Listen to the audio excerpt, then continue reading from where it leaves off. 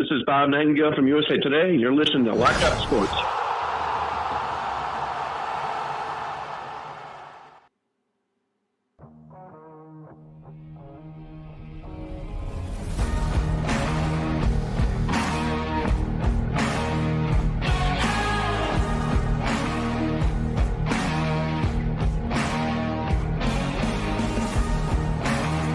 Tell you what, if you're a Mets fan waking up this morning, you got to be frustrated.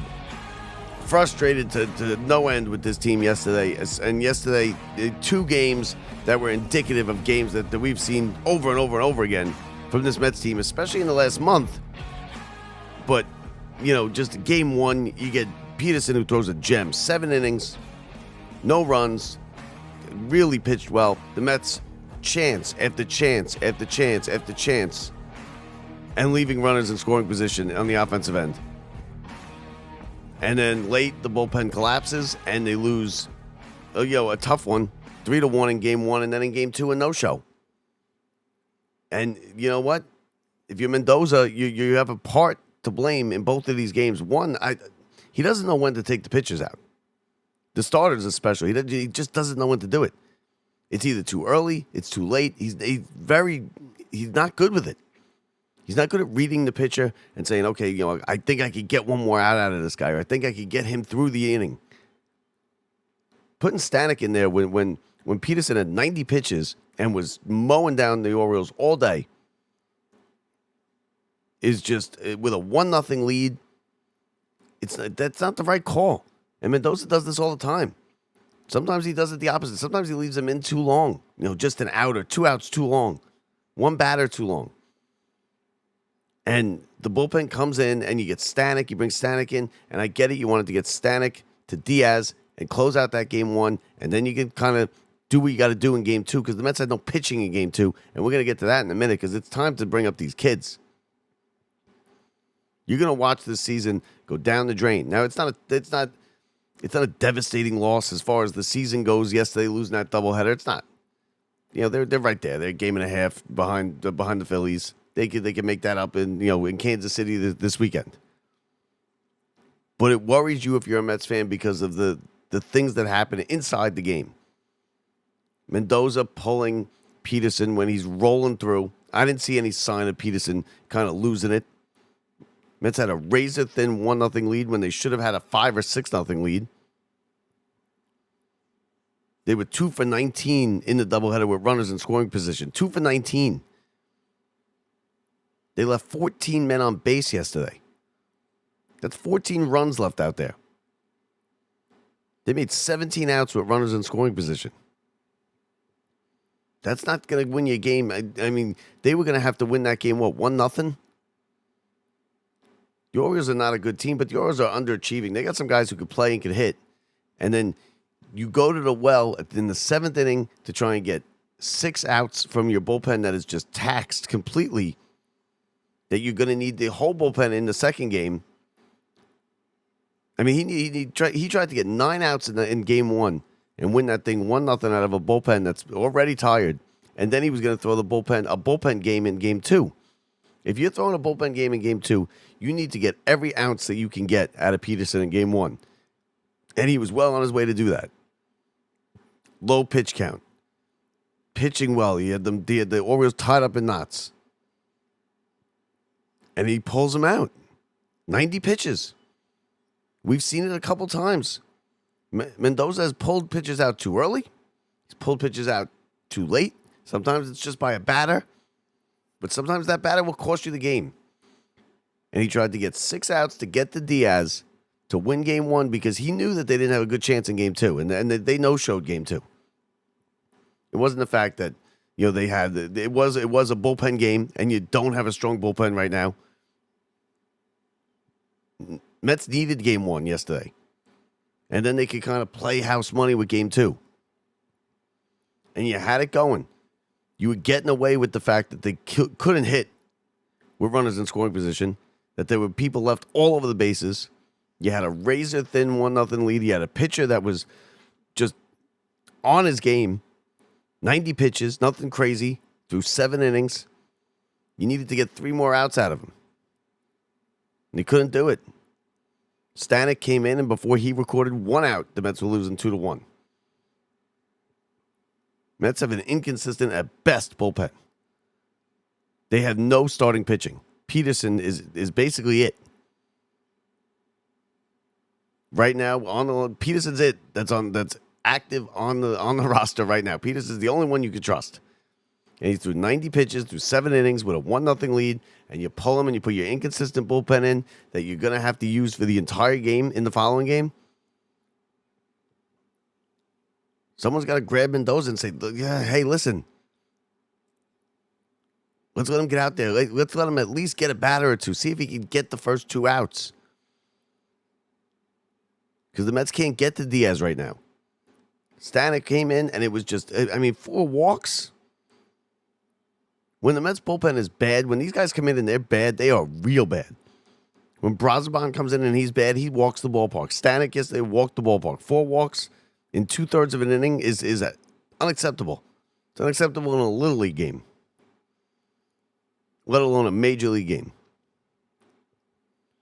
And I don't know why you'd pull him out. And then, of course, the injury bug pops up, right? Winker. You've been waiting for Winker to come back. 1 swing of the bat, and he's back on the shelf. Looks like he pulled his back. It doesn't. I don't know. I don't know. They haven't said anything, but it doesn't look like it's going to be too serious. But when you pull your back like that, that's something that lingers. The Mets get these lingering injuries. And it's not good. You're not going to win anything 2 for 19 with runners in scoring position. I'll tell you what you're going to have to do. If you're going to go 2 for 19 with runners in scoring position, you're going to have to win 1-0. And the way to win 1-0 in that game 1 was to leave Peterson in and get him to Diaz. And then you come out in game 2, and we have to sit here. And as Mets fans, we have to see Waddle starting. When we got McLain, when we got Sproat down in the minor leagues. Sproat's thrown 18 consecutive scoreless innings. Yeah, he struggled in the beginning in AAA in the beginning of the season. Seems to have found it. He threw 7 innings last night. He threw a beautiful game last night. We could have had that in game 2. But because the Mets don't want to bring them up and they listen, they're too careful with these kids. And I get you want to be careful. You don't want to screw it up. You want the service time and the options. But you know what? This thing's going to fall apart with your bullpen. You don't want to go down the drain this season pitching bullpen games. Because, yeah, Senga's coming back tonight, but Senga is fragile as an eggshell. Senga's going to give you a good start if he's on the mound. But he could very easily get hurt. And he hasn't pitched now in 6 weeks. Manaea is, it's important to get him back too. And he was integral in that team making a run last year. But Manaea over his career, if you look at the 9 years in his career, he's a 2 or a 3 starter. He's never won more than 12 games. He's got a high 3. He's got a 4 ERA. He can go out there and Manaea's good and he can pitch you a good game, but if you want to take the bulk of his career, it is not last year. It is not as good as last year. And the Mets paid him a bunch of money, and that's fine because he deserved it because he pitched his ass off last year. But you need him to be better than he was last year. These injuries are killing this team. And then you're gonna go and in game 2 after you're gonna throw me Waddle. I got to sit there and watch Waddle in a bullpen game with more guys I never heard of. And you lose 7-3. Just go down with a whimper in game 2. Can't be getting swept by the Orioles. Mets have a lot of no-show games this year. That was a no-show game in game 2.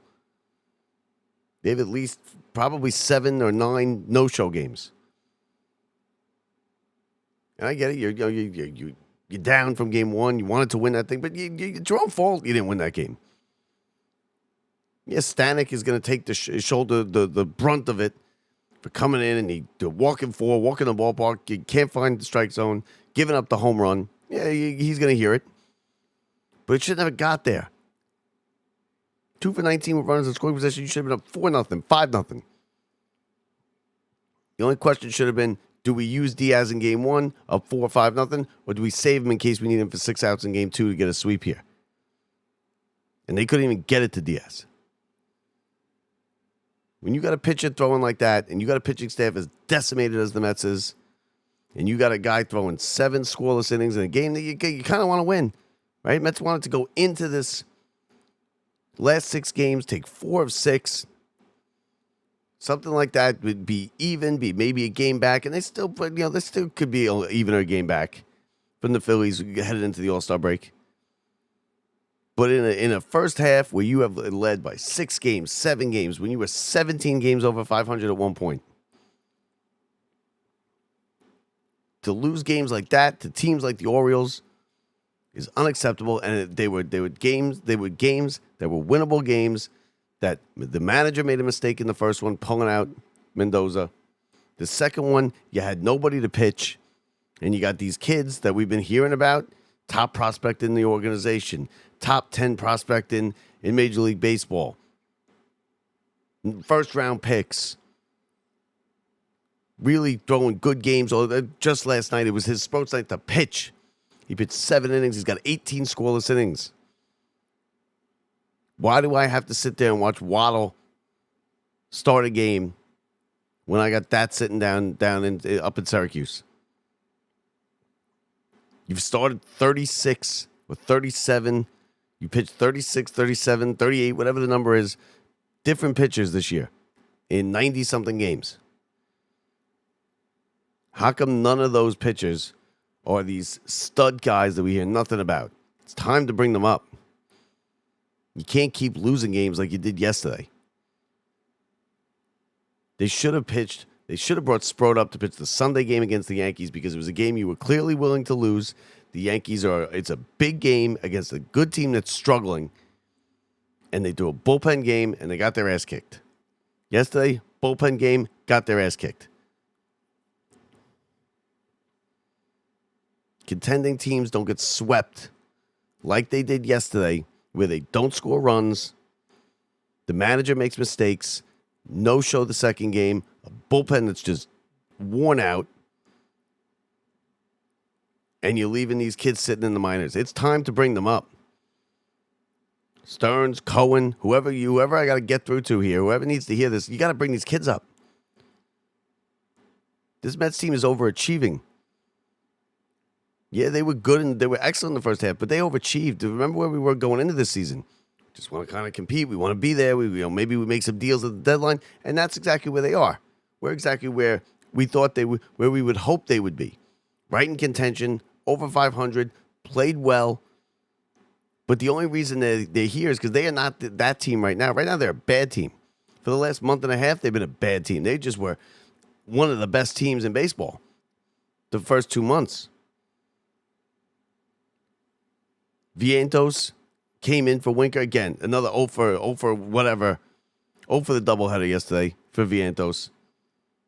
He's hitting 217 with an OPS of 627. Those are minor league numbers. I think Alvarez is close to coming up. They brought Acuna back up. But Acuna's a singles hitter. Acuna's not the electric player that we saw a couple years ago. He's gotten better. He's improved. He's shown signs of it. But they need Alvarez up here to hit these home runs. Alvarez got to get himself right. Vientos was a key part of that team in that run last year. You could make the case he was one of the 2 or 3 most important pieces of the Mets last year in the reason why they made that run. And then yesterday, and then this year he's hitting 217. Come on. You can see it. We can see what we want to do here. It's not that hard. Bring these kids up.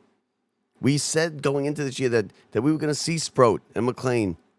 That these guys were going to pitch in this team. We saw Sproat in spring training go out there. Remember, he threw those 2 perfect innings. And he struggled. Don't get me wrong, he struggled, and they're gonna struggle when they come up. But I'd rather see Sproat struggle than watch Waddle and a bullpen with a bunch of guys I've never heard of go in there and throw a stinker and lose 7-3 and get swept in the doubleheader. And then in the first game, I put it on Mendoza and I put it on the Mets offense. You're not going to beat people going 2 for 19 with runners in scoring position. You're not.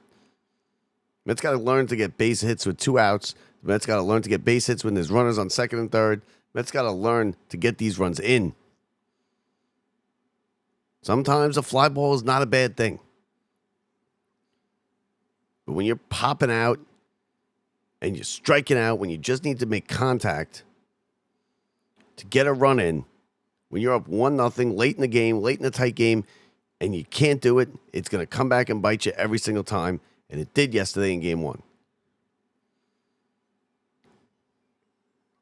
Disappointing doubleheader from the Mets. And again, and you know what? We could sit here and I could scream and yell into the microphone, and you could sit there and go, well, they're 13 games over 500. They're only a game and a half or 2 games behind the Phillies.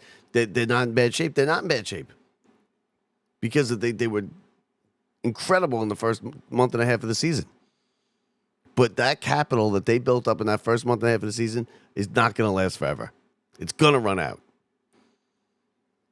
They go to Kansas City. You got Senga coming back tonight. Senga, like I told you, I'm not worried about Senga if he's on the mound. Senga on the mound, he's going to get you a good start. It's going to be quality. He's got excellent stuff. He's got ace of the staff stuff. He's got to stay on the mound.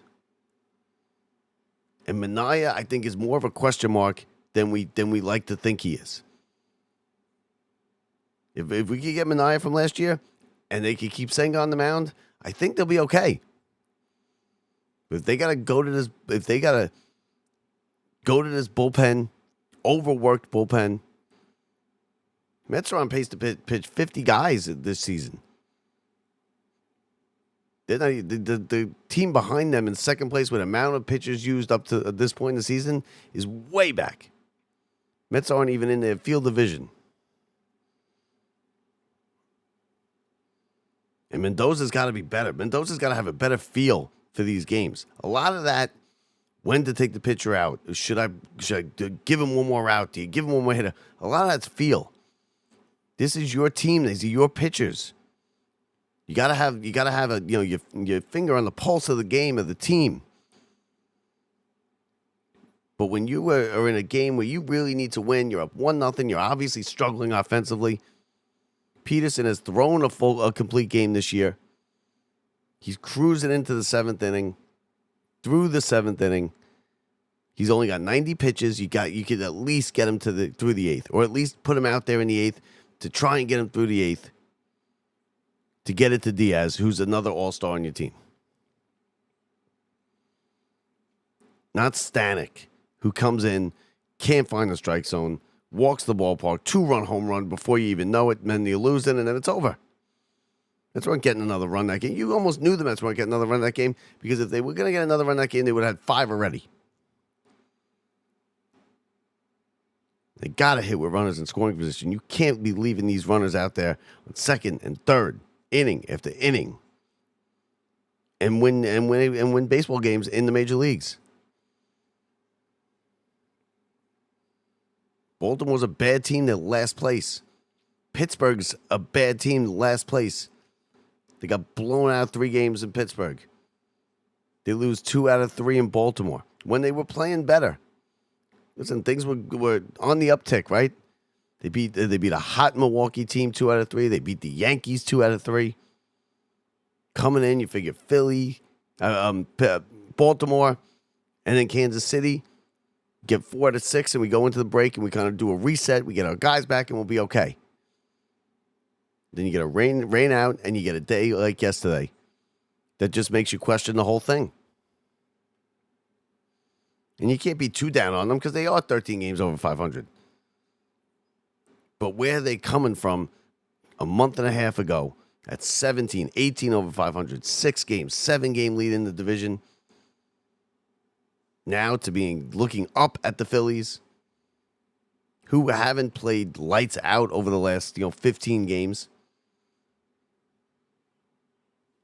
It's disappointing because the Mets are in a situation where they shouldn't be, and I get it. They had a ton of injuries. This team's been decimated by injuries. The pitching staff's been decimated by injuries. And you got these kids in the minor leagues. Bring them up, for crying out loud. I don't want to see Waddle start another game. How many bullpen games do I have to watch? Sick of it. They have a average, at best, bullpen. And these bullpen games are just disasters. You got a kid that you've been telling us about for now 2 years, and Sproat sitting in AAA, riding an 18 innings scoreless streak, has been very good the last 2 months, has good stuff. Bring him up. Let's see. Throw him in the fire. I don't want to wait till September call-ups till the rosters expand. They need him now when the staff is decimated with injuries. Senga today in Kansas City. The Mets will get there early at least to get some rest. I think it's important that the Mets go into this All-Star break on a good note. Take 2 out of 3 from Kansas City. Kansas City's not a slouch team. See what we get from Senga today, but yesterday, disappointing. Highly disappointing. The Mets have had a couple of those because that second game, a stinker. And yeah, it was, it's just that they just had no life in that second game. After losing the first game to come out and have no life like they did, they had a lead in that game and it just evaporated in 2 innings. And you got to hit with runners in scoring position. You're not going to, you could have great pitching. You're not going anywhere if you're going 2 for 19 with runners in scoring position and leaving 14 men on base. And they can't win on the road either. They are 7 games under 500 on the road. They are 2-10 in their last 12 games on the road. And I get it. The Citi Field's been electric this year, and you've had great crowds, especially early. Everybody likes to be at home. But you build character on the road. And this Mets team can't get a win when you need one, no matter how desperate they are. And they come out and they throw these stinkers out, like game 2 of the and listen, it's tough. It's not easy to sweep a doubleheader. Go look at it. I'd say about 80% of doubleheaders are probably splits. And the Mets came out and they had a 3-0 lead in game 2 after that losing game 1. And again, just evaporated like nothing in 2 innings, and the game was over. 6-2, 6-3, and that's it. But game 1 is the one that bothers me. Because game 2, what bothers me about that is I don't want to see those bullpen games. Give me these kids. It's time. It's time to bring the kids up. The time is now. Because you don't want to let it slip away. You got 2 hits from Vientos yesterday, who has just been, Vientos 217 after that year you got last year. Come on. So, I would imagine, just like myself, there's a bunch of pissed off Mets fans waking up this morning because it's just frustrating. Team can be so frustrating. They can be so good and clutch and surprising, and Mendoza can be so calming, and then he does something like yesterday by pulling out Peterson. And then you got to sit there and you got to watch a Waddle and a bullpen game. Steve Cohen's Stearns has got to bring these guys up, right? Throw them in the fire. If they can't pitch in the major leagues, they can't pitch in the major leagues. If they can't pitch in the major leagues today, they're not going to be able to pitch in the major leagues next year, or they're not going to be able to pitch in September and help you out. Because games like this, games like yesterday's game 2 or game 1, and games and doubleheaders like yesterday and losses like yesterday will come back and bite you at the end of the season.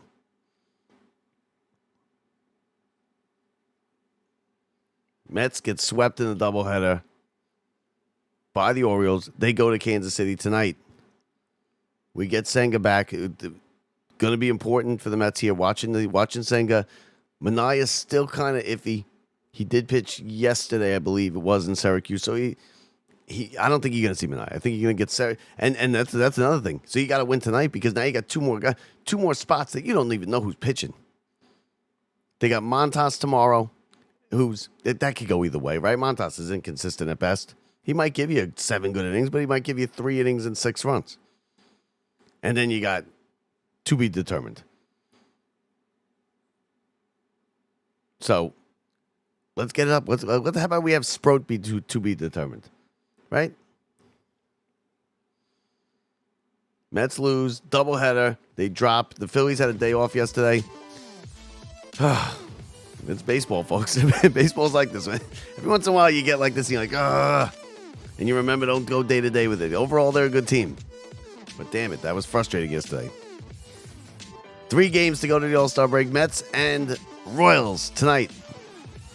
We'll talk to you later, everybody. I'm Bob Walters from the Brian Gonzalez studio. Don't forget, rate, review, and subscribe. You can catch us anywhere you get your podcasts. YouTube, LockedUpSports.net/follow to find anywhere you can get us.